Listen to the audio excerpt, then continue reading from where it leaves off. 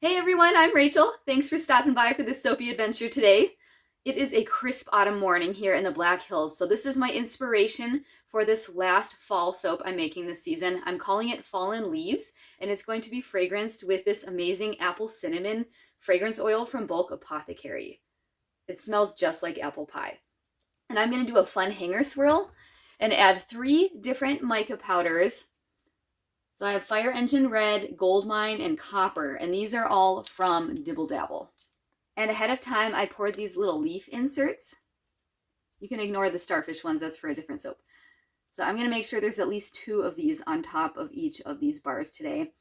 And they did get a little bit of soda ash. I unmolded them a little too soon, but they should still look okay and kind of an authentic fallen leaves on the forest floor look to them.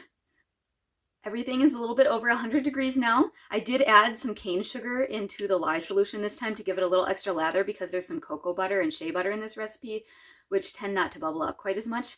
So we'll see how that does with this bar. Everything is just over 100 degrees now, so let's get soaping.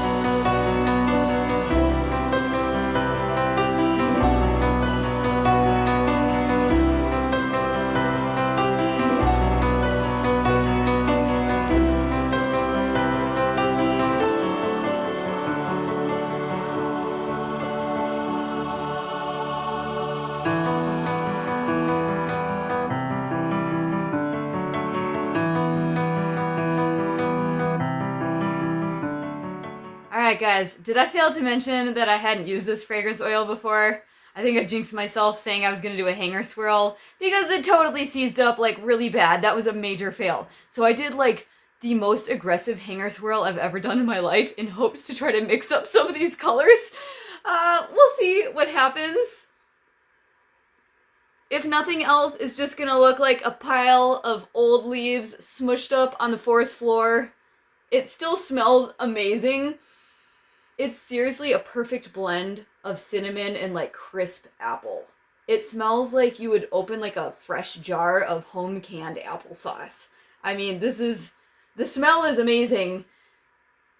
I'm just not so sure about what happened on the inside. So the temp of this was about 115, and there is a high percentage of cocoa butter in it. Those can both help accelerate soap, but I'm pretty sure it was the fragrance oil because I had the 3 different colors. And I don't know if you noticed, but I ran out of fragrance oil and just did a little drop in that gold part, the last bucket. And so that one didn't hardly get any at all, and that one did not seize up very much. So I was able to kind of do a drizzle across the top. So that gives me a clue that it was the fragrance oil. I put it on the heating pad for like 15 minutes, and it still cracked just a little bit. So next time I would do less, but I was hoping to help the colors pop on this. Okay, let's just cut this open. I want to see what happened.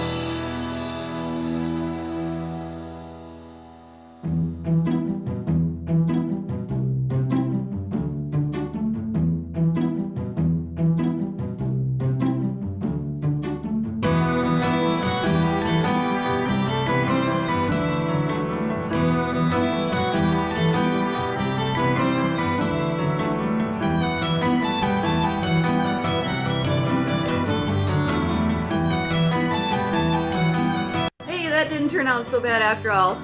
I guess the overmixing helped with the soap glop that almost destroyed this batch. I'm happy with how these turned out.